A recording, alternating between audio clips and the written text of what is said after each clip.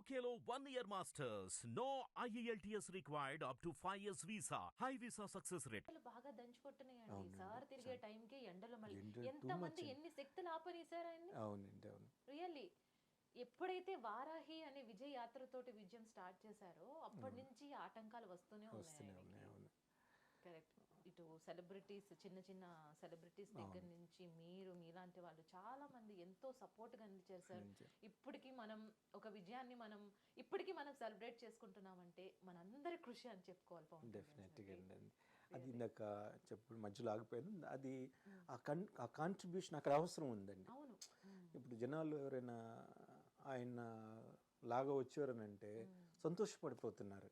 ఆయన పెద్ద ఆయన చేరుకోలేకపోతున్నాం, కనీసం ఇలాంటి వాళ్ళని అంటే జనాలు అది ఎక్కువ తీసుకుంటూ ఉంటారు.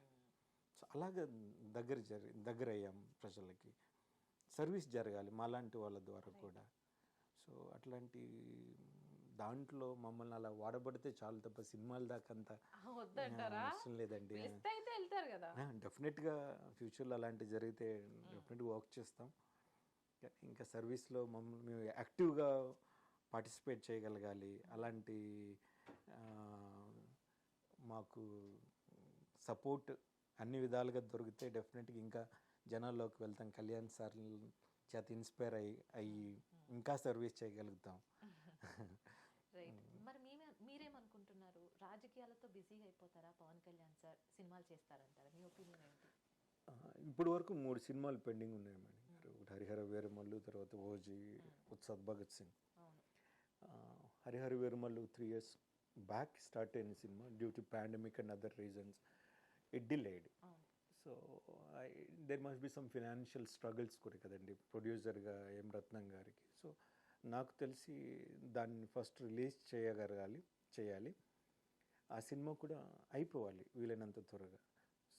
ఇలానే ఓజీ స్టార్ట్ అయింది, ఉత్సాద్ భగత్ సింగ్ ఉంది.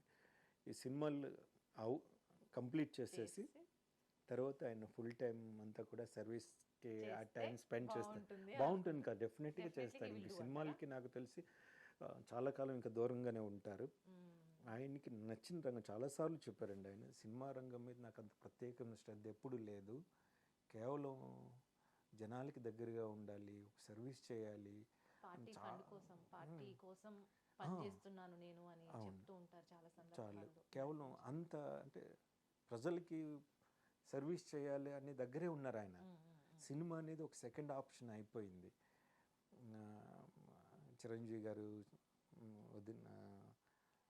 సురేఖ మేడం గారు వాళ్ళు ఇంట్రడ్యూస్ చేశారు, అందుకే వచ్చింది, లేకపోతే నేను సర్వీస్ అని ఉన్నారు కదా. ఇప్పటికి కూడా ఆ మోటోతోనే ఉన్నారు ఆయన కూడా.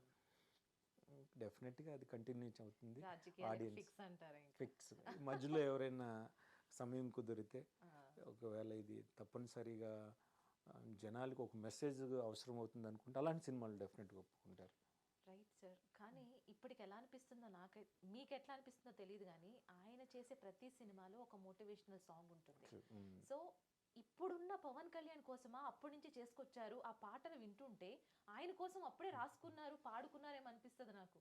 మీకు ఎప్పుడైనా ఆ ఫీల్ వచ్చిందా? అంతే కదండి. అంటే కాలం ప్రతిదానికి ఒక సొల్యూషన్ తీసుకొస్తుందండి. అలాగే టైం తెలుసు కదా ఎలాంటి మార్పులు జరుగుతాయి ఏంటనేది. దాంట్లో భాగంగానే ఇలాంటి సాంగ్స్ రావడం, లేకపోతే బ్రహ్మం గారు చెప్పినట్టు కొన్ని పవనుడు వస్తాడు, ఇట్లాంటివి కూడా సింక్ అయిపోయాయి చూడండి. తొందరగా వస్తాడు అనుకోలేదు సార్. రియల్లీ ఆంధ్ర జనాలు అదృష్టం అనే ఫీల్ అవ్వాలి వాళ్ళు. అండ్ హిట్ టీవీ యాప్ ని డౌన్లోడ్ చేసుకోండి. ఇందులో short news, live news, entertainment movies అన్ని అవైలబుల్ గా ఉన్నాయి. Please download hit TV app. Hit TV app ని ఫ్రీగా డౌన్లోడ్ చేసుకోండి.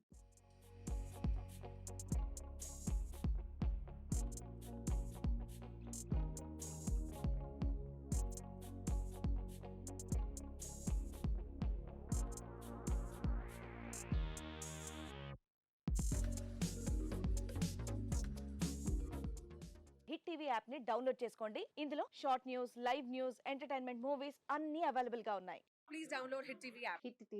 హిట్ టీవీ యాప్ ని ఫ్రీగా డౌన్లోడ్ చేసుకోండి.